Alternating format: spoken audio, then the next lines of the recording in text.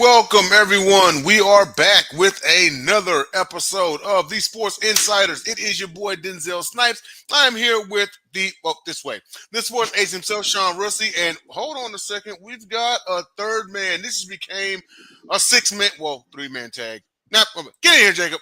What's going on, man? No. What this became was basically I had the Tiger music out. There we go. There we go.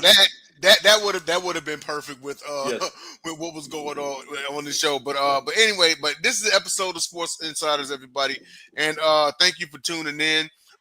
Be sure and follow us on all of our platforms. We're on Facebook, Instagram, Twitter, and TikTok. 2-for-1 special. We have two pages or two platforms on TikTok: Sideline Sports and Sideline One Sports. Sideline One Sports run by our guy down here, Jacob Christner. So tune in and see all of his great takes daily. So, with that being said, some huge news that it came across just earlier today. So, in the NBA world, Chauncey Billups, Terry Rozier, and Damon Jones have all been arrested during the FBI sting that's tied to gambling. A few notes here. So, the federal authorities had announced two major overlapping investigations that led to the arrest of Chauncey Billups, Terry Rozier, and Damon Jones. So, the case is centered on a mafia-backed poker rigging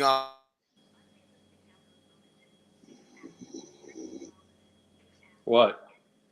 Yeah, you froze there, boss. His internet. Yeah, it's. So you saw this today, huh? Yeah. Woke up expecting the Thursday football preview, and Chauncey Billups is front and center on ESPN for being arrested. Oh no, yeah. Oh, there you are again. I thought I was going to be emceeing it tonight. No. Go ahead, Sean.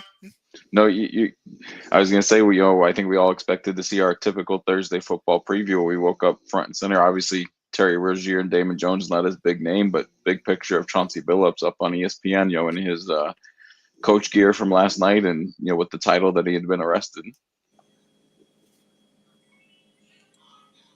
Makes you wonder, right. No, I'm just saying this, but I'm just saying, dude, all this stuff I was thinking of, it's like I've asked this for years, and I was looking at all this, and the first thing I thought about, you know what that was? What's up? How many times have I said, how in the world did the NBA choose 3-pointers over Showtime? Considering it's like everything is a microwave world, and Showtime was all fast, bucket. Fast, bucket. I mean, remember 7 seconds or less than away. Remember, right. We used to have Mike D'Antoni 7 seconds or less, and that's even out. And It's like, now it's starting to make a lot of sense with these gambling and everything. Mm-hmm. You couldn't, it would be too obvious to throw Showtime. It'd be too obvious. I mean, someone misses a layup or they throw it out of bounds too much. It's not obvious on 3-pointers because it's a 38% shot. It's a 38% shot by itself. So all you have to be able to do is just put your finger off the side, just of the ball, and bang, it'll clank. You know what I mean? That's what you have to be able to do, and it's just that much easier, and it's making a lot of sense. Did he freeze again? Yeah, it's hard to tell. No, but it's a good point, and I was looking at the stats. Not so much for Billups because Billups and Jones, they both stopped playing in 2010, so I don't think they were doing too much. But if you look at Rozier's drop from what he did with the Hornets to what he did with the Heat last year, it was kind of like the referee scandal. I think they're going to look at a lot of Heat games from last year and go, how many did he possibly, was involved in, at least affecting the over or the under. The Heat were a bad team as is, but, how many games did he affect the spread? Well, they were a mediocre team. I can't say bad because they were through the thing. You know what I'm saying? But I call it mediocre because if you're in, there you are. You there again? There he goes again. But no, that's what I think is the fact that it's like I always have this belief. Are you on your phone now? Yeah. Hold on 1 second.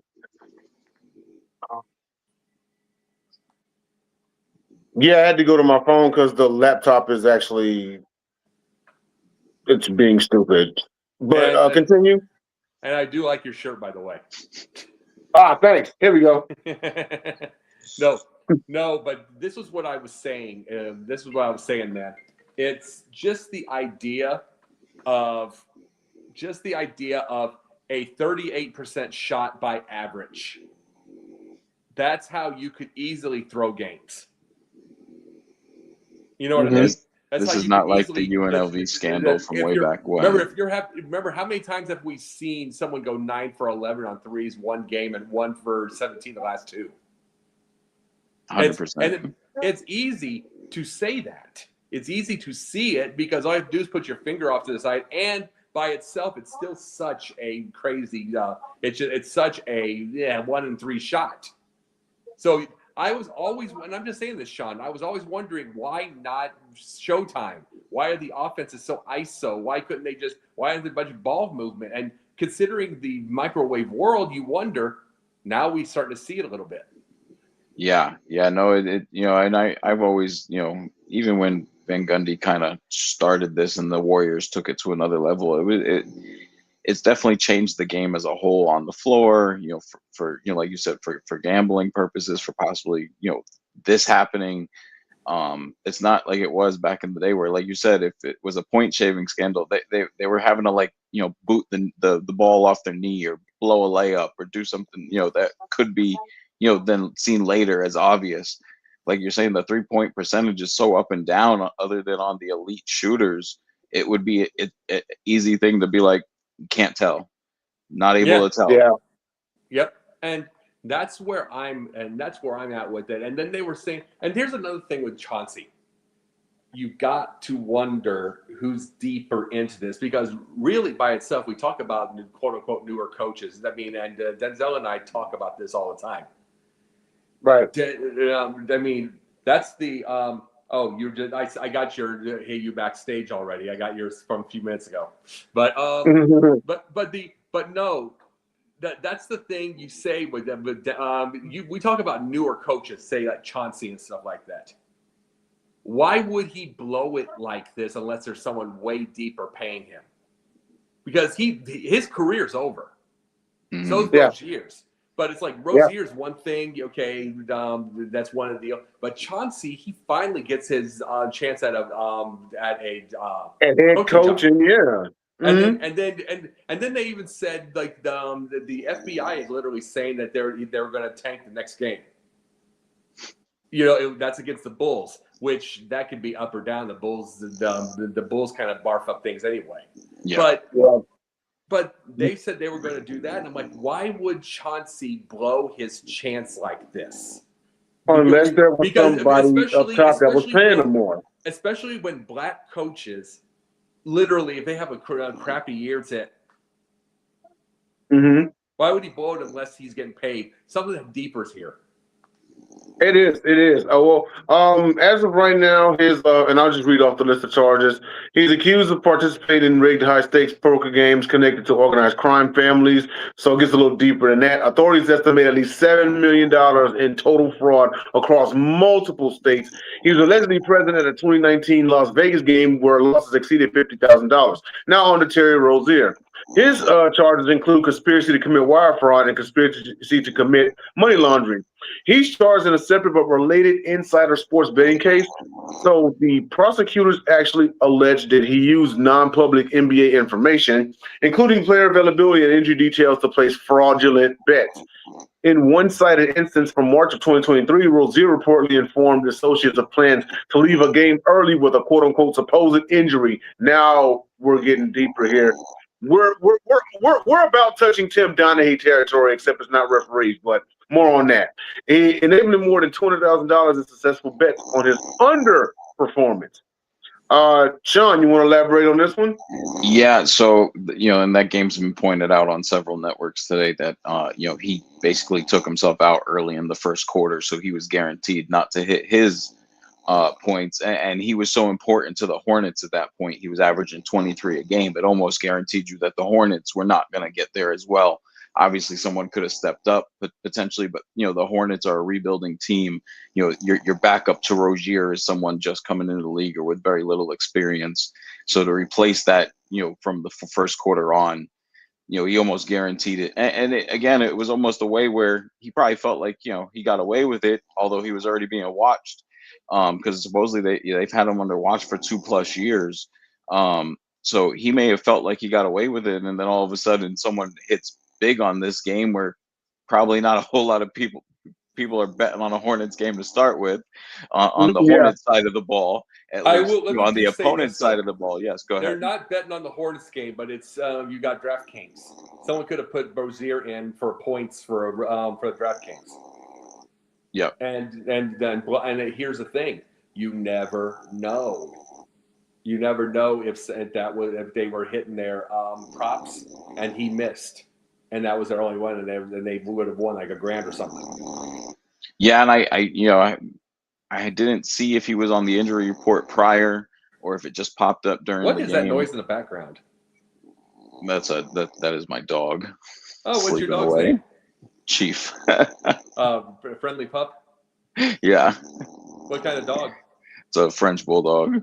Sounds like a French bulldog. Yeah. He's in dreamland right now. I could tell. I was just hearing he's so excited about this show. This guy he sounds like you put him on the ice wagon. Yeah. but Sniper, that's the thing about this. I'm saying with we're gonna say this. I mean, what if it was they didn't bet on the Hornets too much, but darn good and well there's a DraftKings with prop bets with those things, and someone at 23 a game, someone put Rozier in for that night to get their points, and someone missed because of him because they probably caught everything else. Yeah, and even now where you could put, you could bet on the assists and the points and the turnovers. I mean, you could have hit multiple different ways, especially with the odds being different on different categories. And again, I'm sure that popped out immediately to Vegas, like, wow, someone cashed in on Terry Rozier. Yeah, on Terry freaking Rozier. Hold on a second, something's going on here. But on to the third party here. Let's see here. Damon Jones was his charges was conspiracy to commit wire fraud, conspiracy to commit money laundering, and illegal gambling operations. He's implicated in both the poker rigging and the sports betting cases. And authorities said he leverages NBA ties to help coordinate and expand both operations. FBI director. He's linked to LeBron. And he's linked to LeBron. Yeah. But they did announce that LeBron was not going to get charged or anything like that. But not yet. FBI Director Kash Patel, he described the cases as mind-boggling, fraud, and deep connections to organized crime. The Bureau, you know what? Organized crime, gambling, betting. What are the chances they try to make a RICO out of this? Oh, they will. And the big thing about it is, see, when I think of Damon and they brought LeBron into that, I think of Damon as the turtle from Entourage. You know very well he has all of those insides. He's the guy in prison and gets you the cigarettes. He knows the guy. But, and I believe him and Billups have some overlap too. When they left, stopped playing basketball, they actually were in Detroit a year before one another, while Billups was still in Minnesota. But at the end, I believe they were on the same coaching staffs, or Jones was on the coaching staff in the Clippers at the end of Billups' career. So there's definitely some ties there. Yeah, absolutely on that one. So the immediate fallout. The NBA has placed Chauncey Billups and Terry Rozier on immediate admin leave, pending further review. Both cases being handled in the Eastern District of New York. Billups will first appear in Oregon federal court before transfer. Rozier's initial appearance will be in Florida. The Department of Justice has confirmed that both cases stem from years-long investigations titled Operation Royal Flush and Operation Nothing But Bet. Creative names there. So, with that being said, we'll actually go ahead and move on to our next topic, and that is the 2025 World Series pitting the defending champion Dodgers versus the Blue Jays. So the Dodgers have Blake Snell confirmed to start Game 1. The Blue Jays starter has not officially yet been announced. So the Game 1 It's Cade Horton. No. They traded him out of the blue, Right. Yeah, one blue jersey for another, right? Yeah, right. The Dodgers are minus 150 to win, 155 favorite to win the World Series. Blue Jays plus 25 to plus 130 underdog. Sean, you want to elaborate on the betting odds? Yeah, so I mean, since we're already on it, thankfully we haven't seen anything like this in baseball in decades. Immediately what I thought of when they said Chauncey was obviously Pete Rose, but that's another story for another day. Mhm. I don't. It's not surprising the Dodgers the favorites. It's not such a big gap that we saw even last year with the Yankees being, a little bit of, a heavier favorite, to the Dodgers. Mhm. But I think it was a good description today. Goliath versus Goliath. This is not a true underdog matchup for the Blue Jays. They can match the Dodgers' power. They can match them in pitching. This should be a solid long series. But the overall odds have it as basically a 68 to 35% split in the Dodgers' favor in terms of who's going to pull out the series. Okay. And Jacob, your thoughts on this? Shearer and I were in a nice little battle over this, remember? Last night, yeah. Or 2 nights ago. 2 nights ago, yeah, we were in a battle over this one. See, this is where the whole gambling thing is going to start hitting, because what if Ohtani all of a sudden stops hitting, and we already have this issue with his people? So people are going to he may not do anything, but even if he could just be struggling, but people are going to get real skittish now on that, just because of what we see, and they know that he's had that before. But really, overall, the reason I had that is because baseball is the number one thing where you just get so darn hot. You just get hot, and then the Blue Jays hitting gets hot. You just never know. I think Dodgers in 6, but I mean, it would not shock me if the Blue Jays shock them. Not in the least. Yeah. And this is during this entire run of the Dodgers outside of the COVID World Series, this is the first World Series where the Dodgers don't have home field advantage. Now, I mean, it shouldn't make too much of a difference. The Dodgers can pretty much win anywhere, But if you're Toronto, you more than ever want to take these first 2 games at home. Do not give them a game. Don't give them the opportunity to take back home field advantage, because then you're gonna have to win one in LA to keep it alive. But more notes on this one. The last team to win back-to-back World Series titles were the Yankees from 98 to 2000. They won 3 straight. They beat the Padres, Braves, and the Mets in that frame. No MLB team has repeated as champion since the Yankees 2000 championship. Jacob, you want to elaborate more on that? Yeah. The really by itself, part of me wants to see the Dodgers win because I want the Dodgers fans to shut up, because they quit. They quit on them so darn much over the thing, especially Sports Judge. They quit when the Astros swept them and hung 18-1. Yeah, that's when they quit on the season. Yeah, and it's like, and meanwhile they had one more win at the All-Star break than the year before that.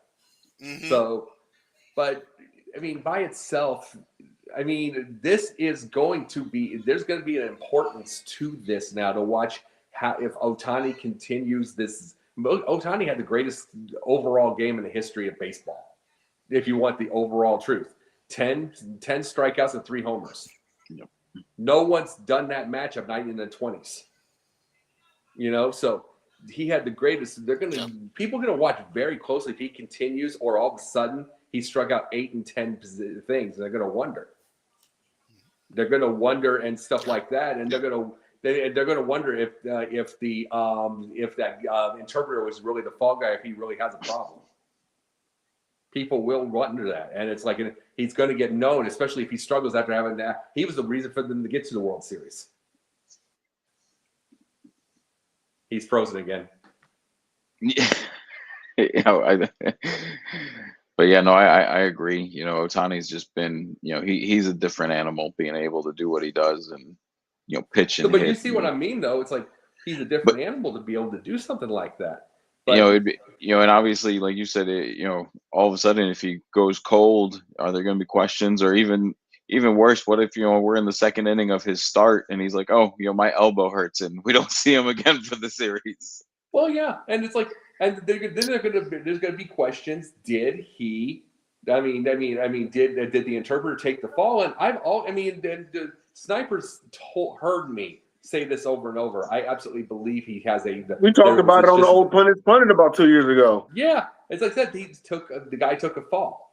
I absolutely believe that. I just know that Otani is their biggest star, so they didn't want to be able to do that. But if he's that stupid or that sick, if you will, then that could easily happen, or he gets cocky and thinks he can get away with things. But at the same time, here's the deal. Maybe Otani would have it in his mind to do something like that. But after all of this, he can't possibly be that stupid and try it. But sometimes ego gets in the way. 100%. You would think with his contract he'd be okay, but I think we've seen today, especially with the money Phillips racked in over the career, apparently not enough is enough for some guys. Rose, here's the thing, Rosie, you've racked some in too, but here's the deal. Sometimes you're just I'll give an example of gamblers. I've heard a story about Orson Welles. His dad was horrible in business, but he made his money back in gambling. Kind of a weird mix. He was that good as a gambler, but he was horrible at business. So it was kind of an opposite effect. Well, here's the deal. You get these guys that have done wonderful in basketball, but then gambling's destroying everything. They could be horrible gamblers. They could be the mush. Yeah, 100%. Now I'm here. Okay. So on to my internet's being bipolar today.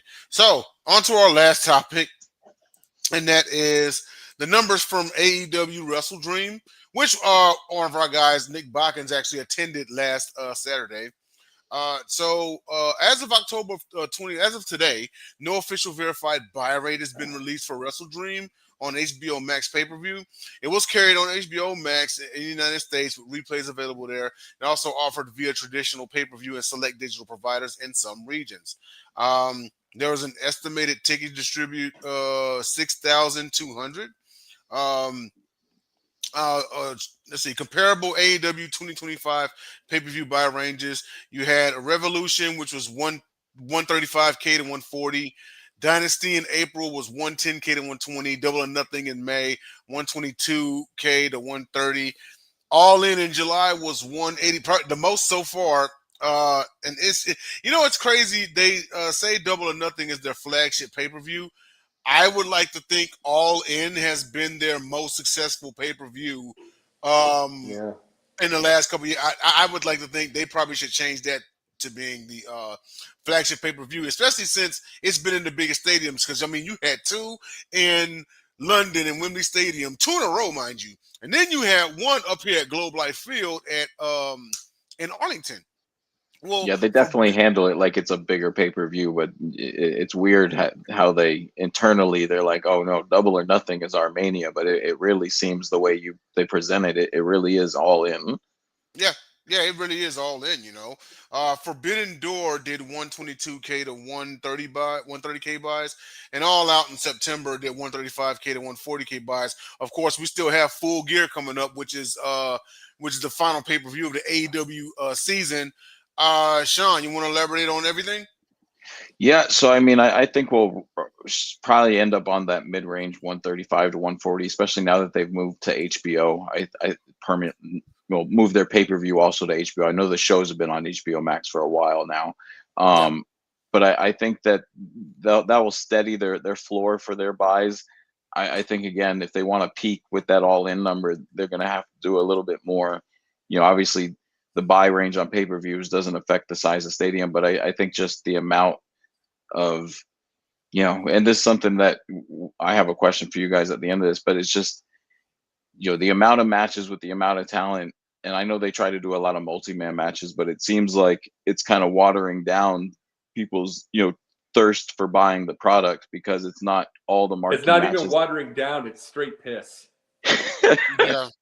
I know where you're going with this, Rashawn, because I actually had thought the same about this with WWE, and one time I think I even asked Jake the question. I said, you know what? Do you think that WWE could afford to scale back on the pay-per-views? Because it seemed like we got a better product when it was 5-6 pay-per-views a year, and it gave creative more time. Like if you let's say if you scale back on the pay-per-views, right, on the PLEs, and there's like a 2-3 month gap between them, that gives creative ample time to straighten their shit out before the next matchup. Instead of, because it seems like now it's just a rush. All right, well, the next PLE's in 3 weeks, so we got to rush with this storyline, rush with this one, rush with this one, and then boom. And I'll say this with AEW, because as of right now, Triple H has been under quite some fire for his booking decisions. So now would be the time for AEW to capitalize on that. No, AEW ain't gonna make any difference. And the same ding dong moron fans going after Triple H. The booking's no different. It's what you have for the. You can't put it on Triple H. You couldn't put it on Vince. You couldn't, other than Vince is a 9-year-old boy. That's just what he is. I just saw his first boob. That's all Vince McMahon is. But at least Triple H is an adult. But look at this. Look at this thing. AEW will get no bigger. They've got their Marvel superhero no-sell crap that they have over there. They've got, they've had them in the past. They've had Orange Cassidy doing taps with his legs and all that kind of thing. I mean, and guess what? They do fill their stands for their people for that type. But they're not. But if you show this to somebody for brand spanking new, and you show the little Canadian, tuxedo, the Orange Cassidy, a hypothetical, you show that to them, it's like they're gonna laugh, and they're gonna laugh and say, "This is you watch this over wrestling, or you watch this over MMA, you watch this crap," and it's like that's where. But it's like the thing about WWE. They're fearful, and this is just my theory. They're fearful to try to go back to 4 pay-per-views. Because there's a television contract, there's a pay-per-view or PLE contract, there's all kinds of contracts that they got promised, and say that they do this in 2 years, they're afraid to try to get these people, these wrestlers, to do a long-term, because they're fearful that this era might get bored. Which, in the fact that if it's really good, they're not going to get bored, because the Usos and Cody Rhodes and all that stuff went 2 years. No one was bored by any of those. They're just like, the thing is though, the Usos and Cody Rhodes are there helping write their own stuff. It's the fact that you have writers. Instead of letting it be alone, and if you have 12 writers in a room, they're failed sitcom writers. You have all those. You have all those, and it's like you could really have 2 or 3 writers and just a couple of the wrestlers in the room and just get the same thing on each one and stuff like that. And I guarantee you could have 3 or 4 pay-per-views if you keep the people's attention. Okay, now Sean, you did have a question at the end for the both of us. Yeah, so, and this seems to be an AEW thing only.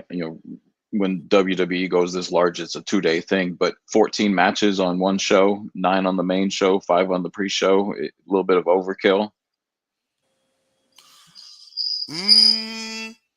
It definitely makes for a long day. I'll say that much. It definitely makes for a long day. But what makes up for it is because now, aside from the aforementioned, you got Revolution, Dynasty, and Double or Nothing, which are March, April, May. But then your next pay-per-view after that is all in July, and then your next one's in August and September. And then it kind of spreads out again, because you got Take a Break October, then November, then you got December, January, February. So, I mean, they're kind of spread out, I mean, I could definitely see how it is overkill, because it makes for a really long day out there.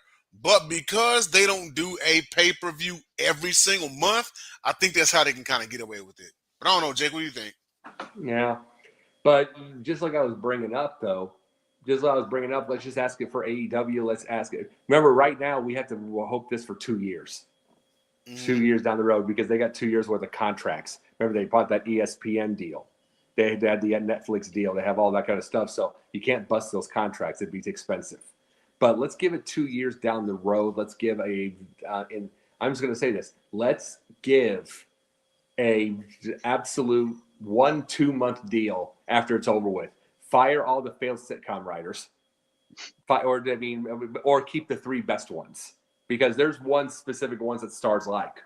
So Yep. you keep the 3 best ones and bring bring Brock and whoever he's facing in the room, and they'll help do it. You bring Cody and say Seth. I'm not going to say freaking Rollins. I'm going to say Seth. And you bring. I hate that freaking in there. It's ridiculous. I mean, you have all of those. Bring them in and just. I can guarantee you give everybody a chance to do their thing, and everything like that, and talk it back and forth. 3 people in a room just in the writing thing, I guarantee you, and it goes more long term with less pay-per-views. I can guarantee you're going to keep people's attention. It's like, and you don't need to worry about the idiots on Reddit. I'm not going to watch anymore. Yes, you will. Yeah. Oh, the same one that says that they were going to boycott the NFL because Kaepernick took a knee. You know, yeah. Oh, I'm not going to wear Nikes anymore because Cap has a deal with Nike. It's all hot air, man. But But with that being said, thanks everyone for being on the show. Sean, did you have anything else to say about it before we go? I'm sorry. Yeah, no, you're good, man. No, that's a good thing to close on right there. Oh, okay. Yeah, pretty much. All right. Well, yeah, Vikings Chargers about to come on. We're gonna. Why are we? At least it ain't Jets and Dolphins. Yeah.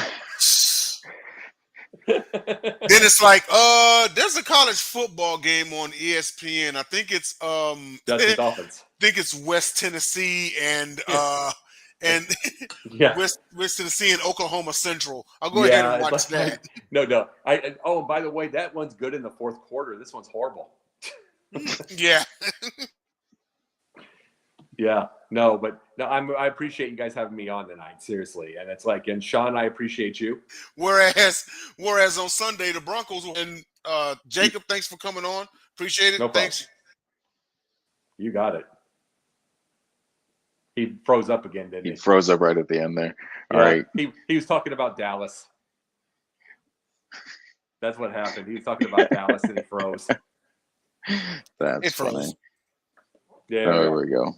But no, it's going to be the Sunday's going to be pretty good, but let's watch closely now. Hey, thanks everybody for tuning in.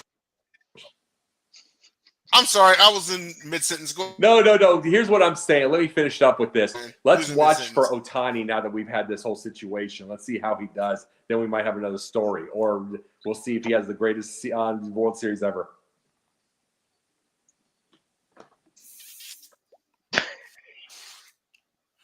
All right, dude. Are you on AOL? Man, you want to know what's so crazy, dude? Is my laptop is like fine.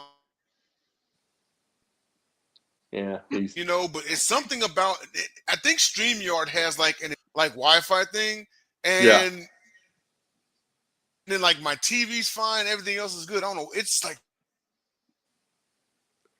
hey, I haven't. Hey, Sniper, you there?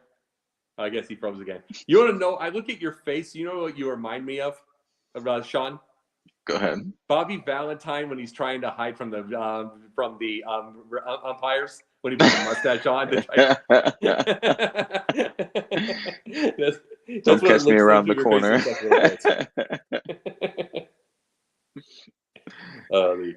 But no, that was but really by itself though. Do you watch a lot of wrestling, Sean? Yeah, I do. I do. I don't tune into AEW too much, but I'll catch it here and there. It's so hard to watch. I mean,